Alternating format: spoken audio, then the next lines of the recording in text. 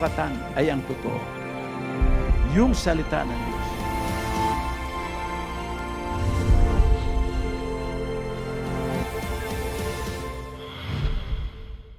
A blessed day to our beloved viewers and friends. We welcome you all to another episode of Oras ng Katotohanan. I am your host for today, Brother Lyndon Danoog. Each day that passes by, we continue to find another reason to access a more sustainable life. To obtain that, we would be listening to other successful people and leaders telling us their tips and points of view regarding the way of life. But dear friends, let us take note of what the book of Job chapter 1 verse 7 says. Only be strong and very courageous, being careful to do according to all the law that Moses my servant commanded you. Do not turn from it to the right hand or to the left, that you may have success wherever you go. There may be many ways to succeed in life, but our only true fortress of sustainability and certainties is our Lord Jesus Christ. Right now, we will be hearing the words of God through His sent one, our beloved Apostle Arsenio Tanferio.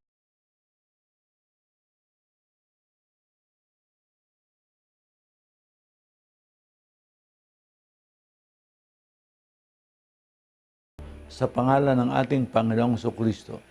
Sa pagkakataong ito ay bubulayin natin ang salita ng Diyos sa pamagat na ang kapangyarihan ng Ebanghelyo, the power of the gospel. Tayo muna ay sandaling manalangin, Panginoon. Kilusin mo ang aming mga puso at isip upang maunawaan ang iyong mga salita at tulungan mo na madama namin ang kapangyarihan ng iyong mga salita gaya ng iyong sinabi na ang iyong mga salita ay kapangyarihan at buhay.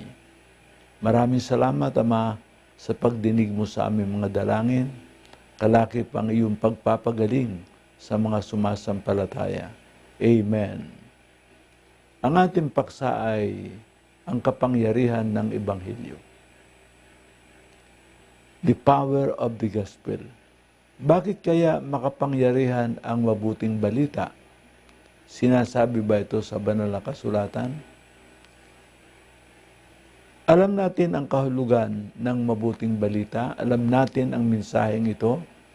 Gaya ng sinasabi sa John 3:16, gayon na lamang ang pagsinta ng Diyos sa sanglibutan, na kanyang ibinigay ang kanyang bugtong na anak, upang ang sino mang sa kanya'y sumampalataya ay huwag mapahamak, kundi magkaroon ng buhay na walang hanggan.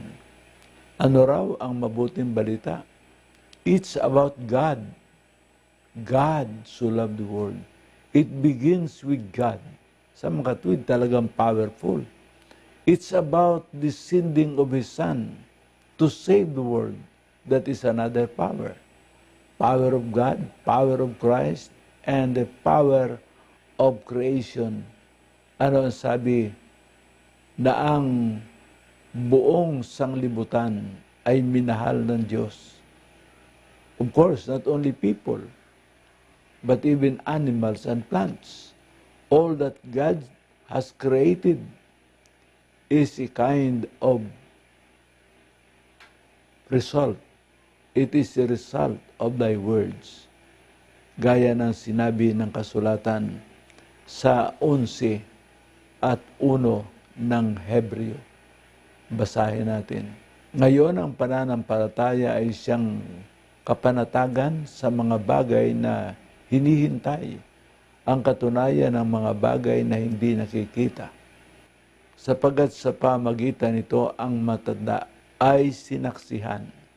Sa pananampalataya ay natatalastas natin na ang sanglibutan ay natatag sa pamagitan ng salita ng Diyos. Ano pat ang nakikita ay hindi ginawa sa mga bagay na nakikita.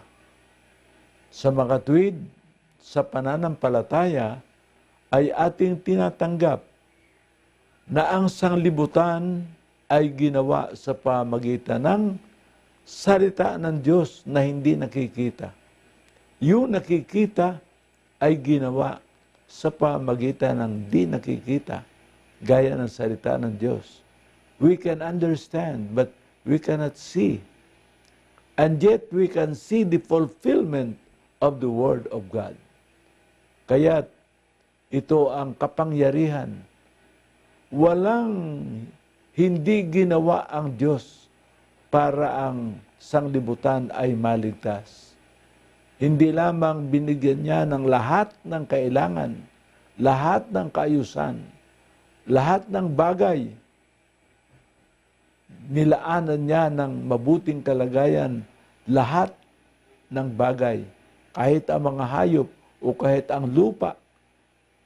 Everything was done by God in its best and in all His power.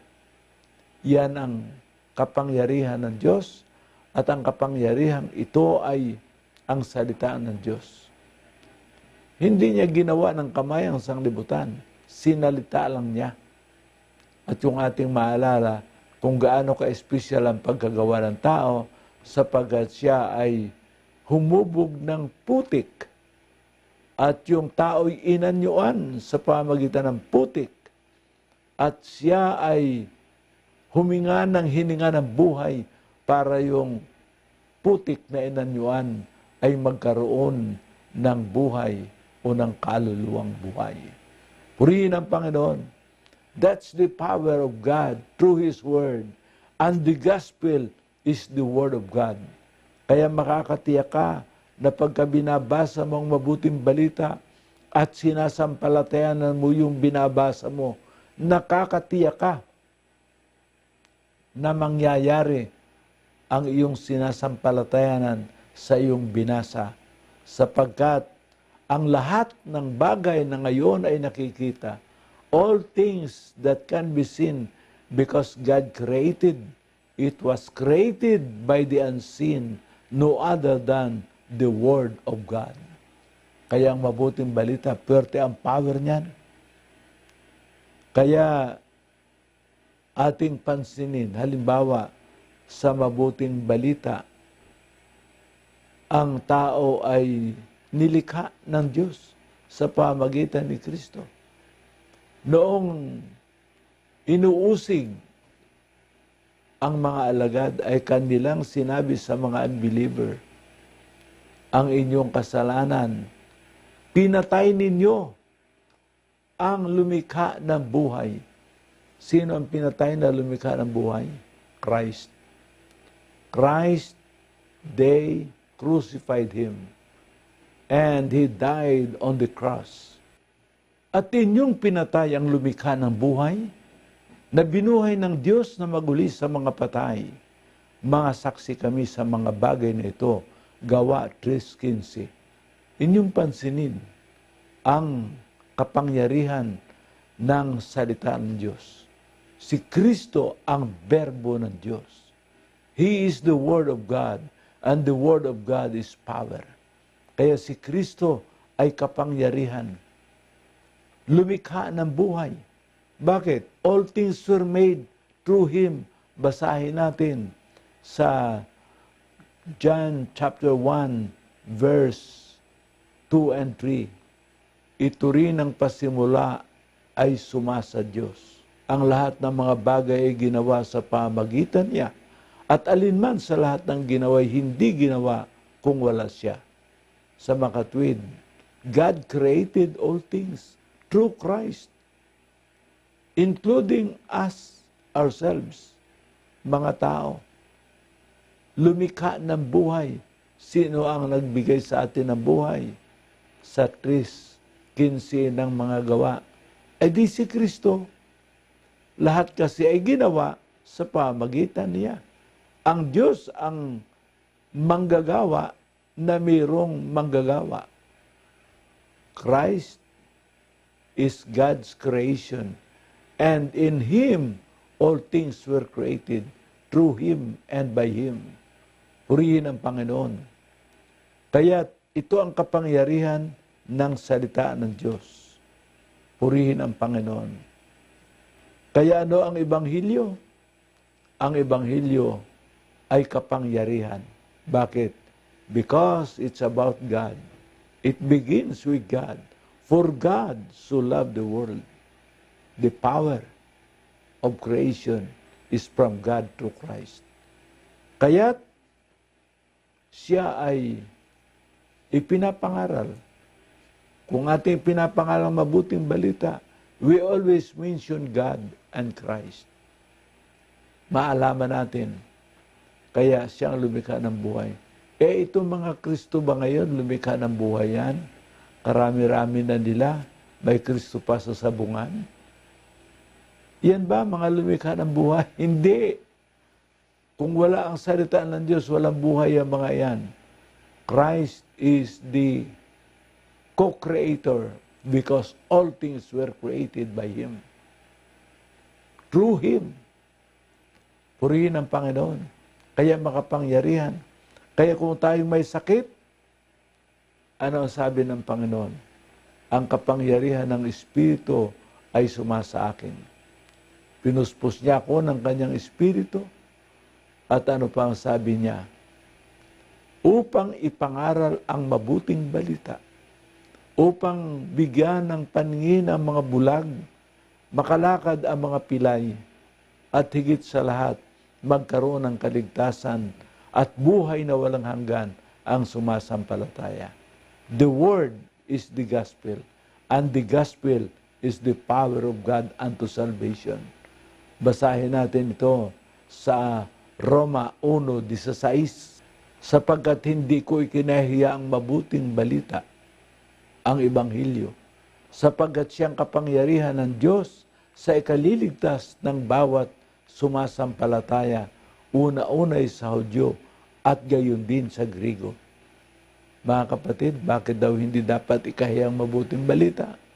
Sapagkat makapangyarihan, ngunit hindi lamang makapangyarihan, puno ng pagpapala sa tao. Kaya sinugo niya ang kanyang salita at pinagaling sila at iniligtas sila sa kanilang pagkapahamak. 107 ng awit, verse 20. Kaya inyong mapapansin, mga kapatid, na hindi dapat ikahiya. Yung iba dapat mahiya. Bakit? Hindi naman Ebanghelyo ang pinapangaral nila. Yung tao na nag-aangking Kristo, ano pa? Ay yung kanilang mga puno, na kuno ay ganito at ganito. Ngunit sa banal na kasulatan, ang puno ay si Kristo ang ulo, ang sumunod ay ang mga apostol, propeta, ebanghelista at mga guro. Wala nang pagpapaliwanag yan, maliwanag na eh. Kaya yung iba maraming paliwanag mangyari kung ano-ano ang kanilang inaangkin. Kaya nahihirapan tuloy silang magpaliwanag. Ang sa atin, direktamente. Kaya yan ang mabuting balita, ipinapangaral. Pag ipangaral ang mabuting balita, si Kristo ang una. Basahin natin, Acts 5:42. At sa araw-araw sa templo at sa mga bahay-bahay ay hindi sila nagsisipagtigil ng pagtuturo at pangangaral na si Jesus ay siyang Kristo. Christ came down in human form. Nagkatawang tao, kaya't ang anak, ang kanyang ina ay dalaga. Hindi mahihiwala yan. When we preach the gospel, we also preach Mary and His firstborn son, Jesus.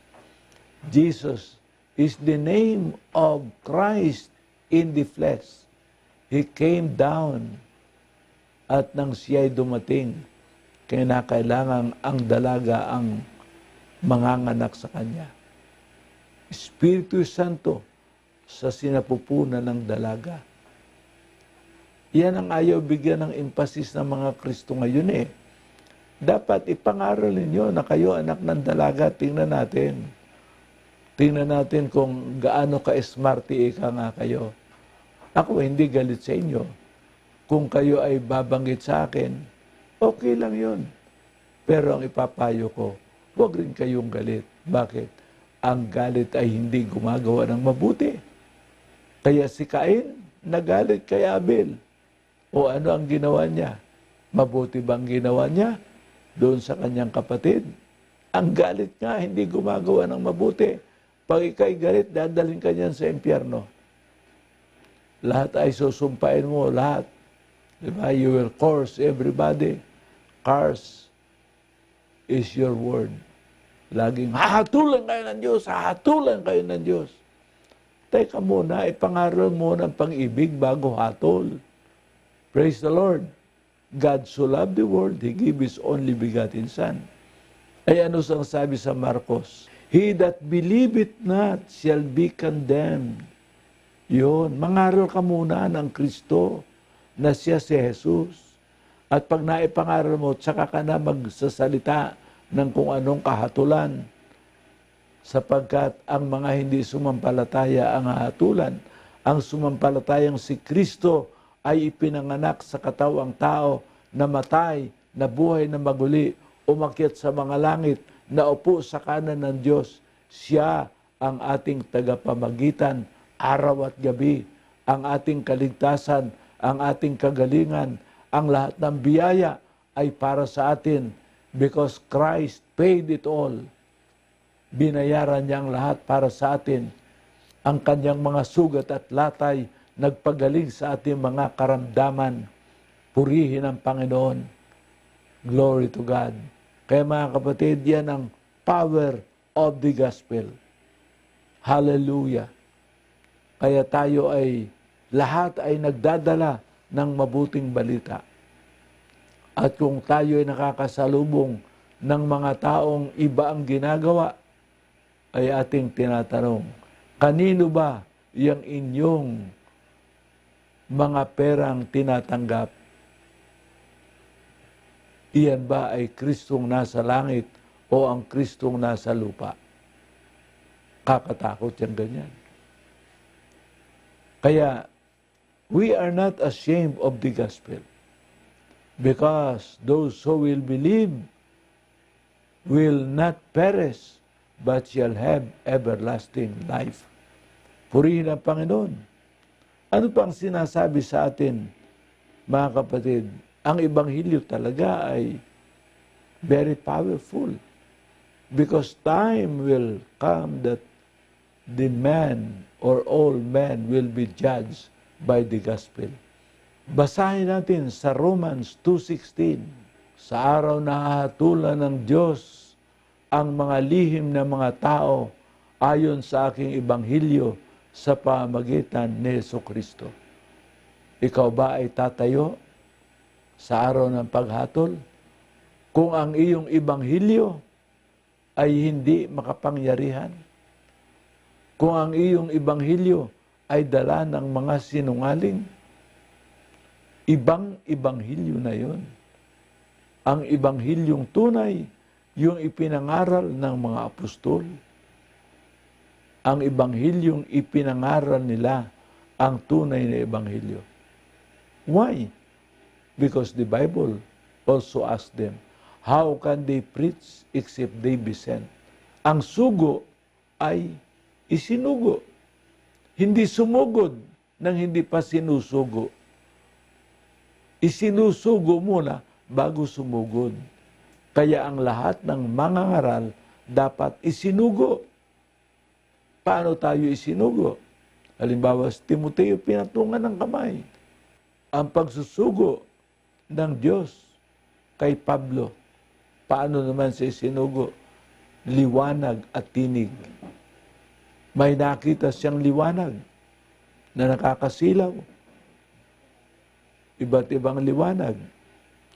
Ang liwanag ng kabanalan ang makita ni Moises, naghubad siya ng kanyang pangyapak. Mga kapatid, ang mabuting balita ay powerful. Kaya, ang Ebanghelyo ay nagwawasak, ang Ebanghelyo ay nagtatayo. Kaya, ang ibang tao nagagalit. Bakit? Mawawasak yung kanilang masamang gawa. Ngunit ang tunay na Ebanghelyo, nagtatayo, nagpapagaling. Ang tunay na Ebanghelyo ay nagbibigay ng kapayapaan. Ang mga tao dati kaaway ng Diyos, ngunit sa Ebanghelyo, sila'y pinagkasundo ng Diyos. Romans 5 verse 10. Basahin natin. Sapagkat kung noong tayo'y mga kaaway, ay pinagkasundo tayo ng Diyos sa pamagitan ng kamatayan ng kanyang anak. Lubha pa nga ngayong nangagkakasundo na ay nangaligtas tayo sa kanyang buhay. Mga kapatid, the gospel is the means whereby God and man were reconciled. Kaya ang sabi ni Apostol Pablo, wari bagang ang Diyos ay nakay Kristo at si Kristo'y nasa amin, aming kayong pinamamanikan, makipagkasundo kayo sa Diyos. The gospel is the holy ground where God and man were reconciled. The power of God unto salvation. The power of God for our healing. The power of God for our authority. Kayo ay hinirang upang magsiyaon. Sino ang mga hinirang? Ang mga apostol. Ay yung iba, hindi siguro nila nabasa yan. Kaya kumuha ng iba, ako si Kristo. Sobra naman yung napili mo. Hindi ka maaaring maging Kristo sapagkat ang Kristo ay isinilang sa laman ng isang dalaga. Ay yung mga Kristo ngayon, ay di puro anak sila ng misis. Hindi natin sinasabing masama ang misis pag mga anak. O masama ang dalagang nanganak ng may kalibin. Ngunit si Maria ay nanganak sa Espiritu Santo, ang kapangyarihan ng Diyos. The Word was made flesh. Ang Diyos sa pamagitan ng kanyang kapangyarihan, yung kanyang anak ay nagkatawang tao. The Word was made flesh and became the power, life giver, and life saver. Purihin ang Panginoon, tayo ay manalangin. Amang Diyos, kami narito, nais namin ang kapangyarihan ng iyong salita at ito'y magaganap sapagkat ikaw ay tapat. Ang sinabi mo ay iyong gagawin at ang iyong salita pag dumating ay buhay at kapangyarihan. Naway lagi naming taglayin ang mabuting balita. Ilagay sa aming mga puso, sa aming isip, at salitain ng aming mga labi. Pagalingin mo ang mga may sakit ngayong gabi. Ikaw ang magbigay ng panibagong kalusugan. Hallelujah! Ito po ang aming dalangin sa pangalan ni Kristo Jesus.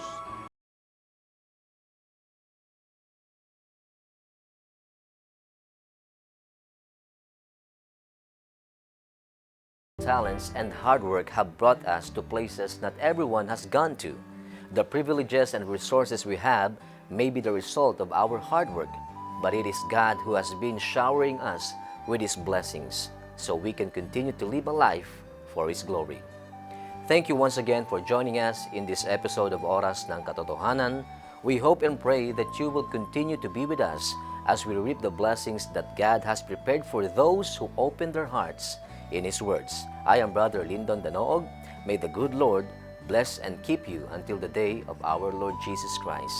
To God be all the glory.